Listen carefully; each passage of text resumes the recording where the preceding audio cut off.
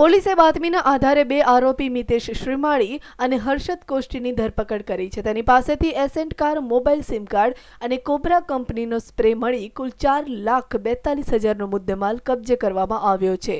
તેની પૂછપરછમાં સામે આવ્યું છે કે આરોપીઓ મોજ શોખ કરવા માટે લૂંટ કરતા હતા।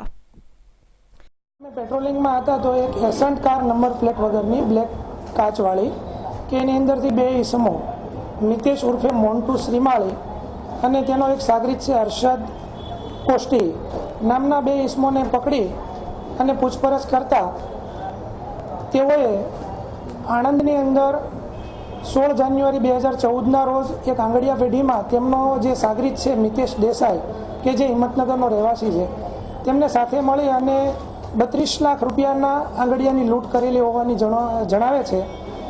અને વધુ પૂછપરછમાં બંને આરોપીઓ આણંદની અંદર 2 દિવસ પહેલા જે બનાવ બનેલો છે તેની અંદર વોન્ટેડ આરોપીઓ પણ છે। પોલીસ પૂછપરછમાં સામે આવી છે કે આરોપીઓએ તેના સાગરીતો સાથે મળીને ગત માસમાં આણંદમાં આંગડિયા પેઢીમાં લૂંટને અંજામ આપ્યો હતો, જેમાં આરોપીઓ 32 લાખ જેટલી માતબર રકમ લઈ ફરાર થઈ ગયા હતા। પકડાયેલો આરોપી મિતેશ અગાઉ વાહન ચોરી અને મારામારી જેવા ગુનામાં પણ પકડાયેલો છે।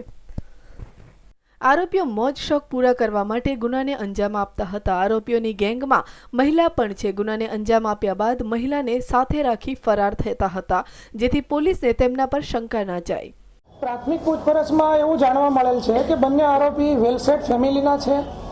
મોન્ટુ શ્રીમાળી નામનો જે આરોપી છે તેમના ફાધર શામળાજીની અંદર દેના બેંકની અંદર મેનેજર હોવાનું તપાસમાં જણાઈ આવે છે। તાજેતરમાં પૂછપરછમાં એવું જણાઈ આવેલ છે કે બંને આરોપીઓ પોતાના મોજશોખ માટે આ લૂંટને અંજામ આપવા જઈ રહ્યા હતા અને લૂંટની જે એમો છે તેમાં સેલ્ફ ડિફેન્સનો જે સ્પ્રે આવે છે તે સ્પ્રેનો ઉપયોગ કરી અને જે પોતાનો શિકાર હોય એના મોઢા ઉપર છાંટી અને સરળતાથી લૂંટને અંજામ આપતા એવું તપાસમાં જણાઈ આવે છે।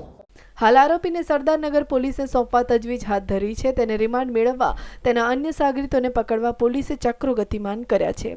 કેમેરામેન મીત ભટ્ટ સાથે કશ્યપ જોશી, ન્યૂઝ ઓનલાઈન, અમદાવાદ।